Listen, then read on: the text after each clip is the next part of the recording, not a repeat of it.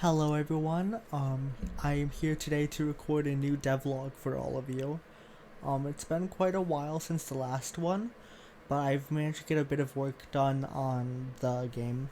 Visually it looks pretty similar, but I came up with the sprite for the spike. Also, don't question any sound effects, that's my cookie clicker running in the background.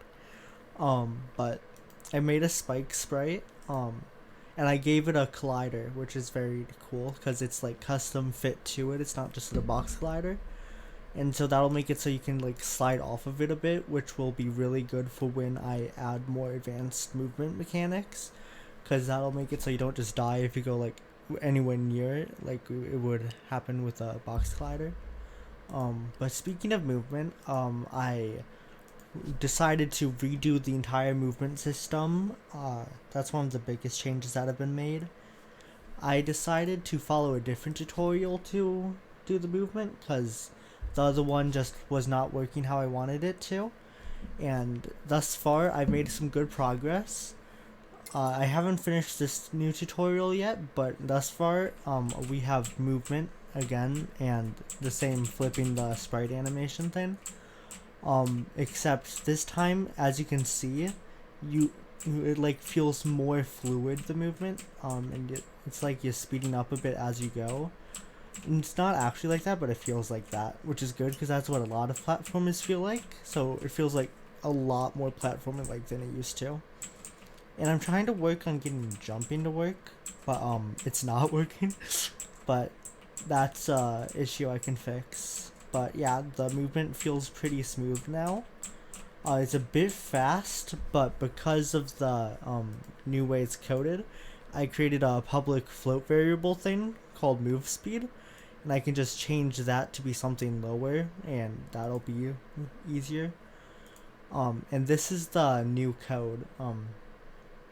I figured out how to like condense code a bit. Like now I've made all of these just okay. Well, shouldn't have done that. But these are just like more condensed, so it's easier to view, but it's still there. And that's something I learned how to do in like computer science class freshman year, but I completely forgot. So I'm glad I know now.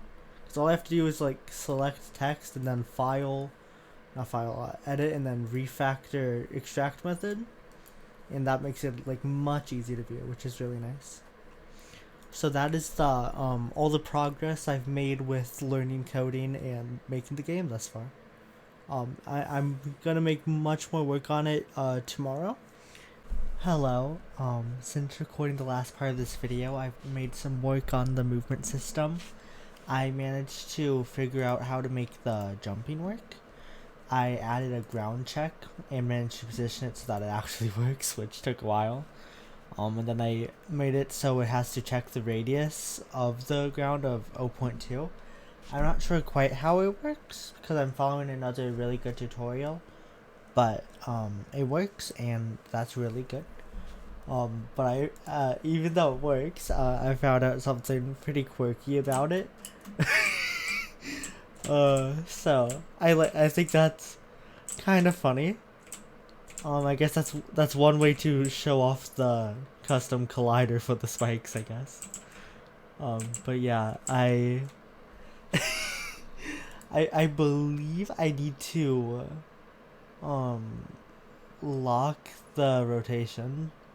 I did that before, but I had to delete the sprite and redo it because I wanted to make it so instead of it being 100 by 100, it was 30 by 50, which is the size of the actual art itself, which just makes colliders easier. But yeah, I'm not quite sure. Oh, freeze rotation. There it is. There it is. Okay. And now it doesn't do that.